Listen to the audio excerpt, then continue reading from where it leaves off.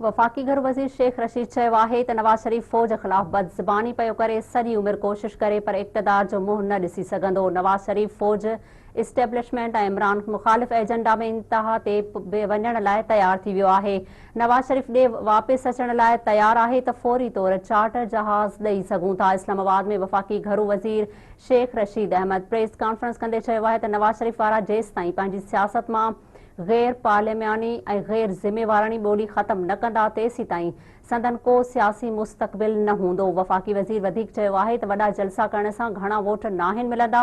आज़ाद कश्मीर में पीटीआई अकेले सिर हुकूमत ठाहे रही आहे। ईंदड़ चूंडुनि में सिंध अंदर बि पीटीआई जी हुकूमत ईंदी। शेख रशीद चयो आहे त सालनि खां गैर कानूनी तौर रहंदड़ परॾेहियुनि खे 14 अगस्त ताईं मुल्क छॾण जी वार्निंग ॾिनी वई आहे। हज़ारे परॾेहियुनि वीज़ा बि रिन्यू न करायो वियो आहे। उहे 14 अगस्त ताईं वीज़ा रिन्यू कराइनि त ॾंड न वरितो वेंदो। हुन वधीक चयो आहे त भारत ऐं इसराइल तरफ़ां भारत ख़िलाफ़ हाइब्रिड वारा शुरू कई वई आहे।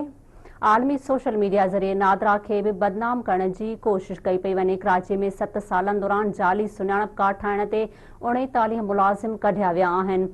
मुल्तान, लाहौर ऐं रावलपिंडीअ मां बि अहिड़नि नादरा ऑफिसर्स खे नेकाली ॾिनी वेंदी। शेख रशीद चयो आहे त नारी नूर मुक़दम क़तल केस में जवाबदार खे ब्लैक लिस्ट करे छॾियो आहे।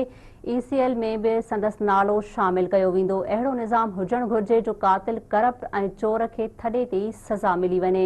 एफआई जी साइबर क्राइम विंग बि थकल रही। प्रेस कॉन्फ्रेंस दौरान वफ़ाक़ी घरू वज़ीर 14 अगस्त खां अॻु नादरा में सुञाणप कार्ड लाइ तस्दीक, तरदीद ऐं तजदीद जो निज़ाम आणण जो ऐलान कंदे नादरा चेयरमैन खे एमएनएज़, एमपीएज़ ऐं वज़ीरनि तरफ़ां चूंडुनि में जारी करायल सुञाणप कार्ड ब्लॉक करण जी हिदायत कई वई।